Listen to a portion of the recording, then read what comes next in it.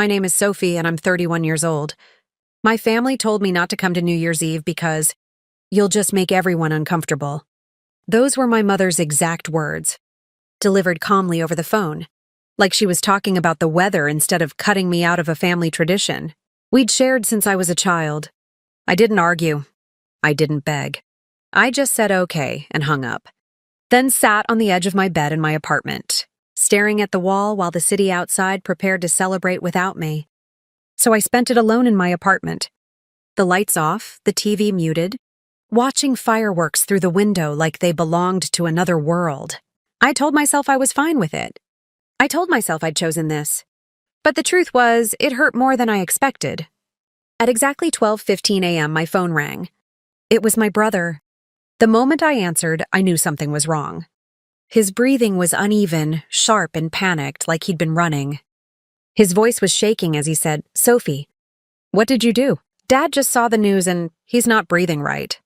Those words hit me harder than any insult my family had ever thrown at me. I leaned against the kitchen counter, gripping the phone so tightly my fingers ached. "Slow down," I said. "What news?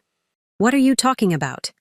But before he could answer, my mind was already racing back through everything that had led to this moment. Because my family didn't ban me from New Year's Eve out of nowhere.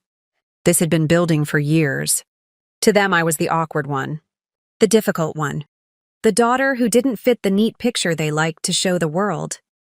My parents loved stability, predictability, safe careers, safe lives. My brother followed the script perfectly. Corporate job, marriage by 30, suburban house. Meanwhile, I quit a good job at 26 to start my own company with nothing but savings and a stubborn belief that I could build something bigger. That was when the comments started. "You're being unrealistic. You think you're smarter than everyone else. You make people uncomfortable with your ideas." Family dinners became interrogations. Every holiday, someone would ask when I planned to get a real job again. When I stopped showing up as often, they said I was acting superior. When I did show up, they said my presence changed the mood. By the time New Year's Eve came around this year, the unspoken resentment finally turned into a clear message.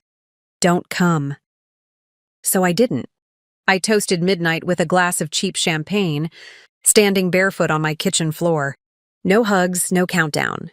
Just distant cheers drifting in through the glass. I remember laughing quietly to myself, not because it was funny, but because it was absurd how lonely success could feel, when the people you wanted to share it with refused to see it. Then my phone rang. "Sophie," my brother repeated, his voice cracking. Dad was watching TV. There was a business segment. "Your company name came up. They said something about evaluation." He went pale. Mom started yelling. And then Dad just sat down. "He's breathing, but not right. He keeps asking if it's really you." I closed my eyes. Of course it was the news. I hadn't told my family what was happening with my company. Not because I was hiding it, but because every time I tried to explain, they dismissed it as another phase, another unrealistic dream. So when investors started circling, when growth exploded, when numbers stopped being theoretical and became undeniable, I kept quiet. I didn't need their approval anymore. Or at least that's what I told myself. "What did the news say?" I asked. There was a pause. "They said the founder, you, just became a billionaire overnight after the acquisition announcement." The word hung in the air between us. Billionaire. I slid down onto the kitchen floor, my back against the cabinet. Not because I was shocked. It had been a surreal day already, but because of the timing. Because while my family was clinking glasses without me, celebrating a new year I wasn't invited into, the world had just announced something that would force them to see me differently whether they wanted to or not. "I never meant for Dad to find out like that," I said quietly. "That's not the point," my brother snapped, then softened. "Mom is freaking out. She keeps saying this can't be real. Dad's asking why you never told us. And now he can't catch his breath, Soph. I don't know what to do." I stood up, suddenly steady. "Call an ambulance," I said. "Now don't argue, do it." As he hung up, I looked around my apartment, the same place my family imagined as proof that I'd failed, that I was struggling, that I was somehow behind in life. They didn't see the sleepless nights, the risks, the sacrifices. They didn't see the version of me who kept going even when no one clapped. I grabbed my coat, my keys, and my phone. They didn't want me at New Year's Eve because I made everyone uncomfortable. But now, whether they liked it or not, my absence and my success had just become impossible to ignore. And as I stepped into the cold night air, heading toward the family that had pushed me away, I knew this was only the beginning of what they were about to learn. By the time I reached my parents' house, the street was crowded with flashing lights, red and blue washing over familiar walls like a warning. An ambulance sat in the driveway, its back doors open, and my mother's voice cut through the cold air before I even stepped out of the car.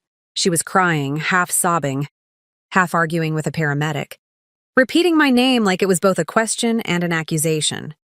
Inside, my father sat on the couch with an oxygen mask pressed to his face, his chest rising unevenly, his eyes wide and unfocused. When he saw me, he tried to sit up, panic flaring again, and one of the paramedics gently pushed him back down, telling him to breathe slowly. My brother stood off to the side, pale and shaken, and for a brief moment no one spoke, as if my presence itself had sucked the air out of the room. Dad's eyes never left me. Even with the mask on, his voice was rough when he managed to speak. "Is it true?" he asked. "What I saw on the news." "Sophie, is that really you?" The room felt too small, the years of silence and judgment pressing in from every corner. I nodded once. "Yes," I said. "It's true." My mother's crying stopped abruptly, replaced by a sharp inhale. "A billionaire?" she whispered, like the word might break something if said too loudly. I didn't correct her, didn't soften it, didn't dress it up. "Overnight," I said, because that was what the headline had said. Even though we all knew it was the result of years, no one in this room had bothered to ask about. The paramedics exchanged a look, relieved that my father's breathing was starting to steady. They said it was a panic attack triggered by shock, and that he'd be okay but needed rest. When they left, the house fell into an uneasy quiet. My mother motioned for me to sit, then stopped herself, as if unsure whether she was allowed to make that gesture anymore. Dad pulled the mask away, his voice calmer now but heavy. "Why didn't you tell us?" he asked. Not angrily, confused, hurt. I felt something inside me tighten. "I tried," I said. "For years. Every time I talked about my work, you told me it wasn't real, that it made people uncomfortable, that I was embarrassing myself." My brother looked down at the floor. My mother opened her mouth, then closed it again. Dad swallowed. "We were worried about you," he said. I let out a short, humorless laugh. "You banned me from New Year's Eve," I replied. "You told me not to come because I'd make everyone uncomfortable." I spent it alone in my apartment. And at exactly 12:15 a.m., my brother called because you saw the news and couldn't breathe. The words hung there, undeniable. My mother sank into a chair, covering her face. "We didn't know," she said. "We didn't understand." I stepped closer. "That's the problem," I said softly. "You never tried to." Dad looked older than I remembered, smaller somehow. "I thought success looked a certain way," he admitted.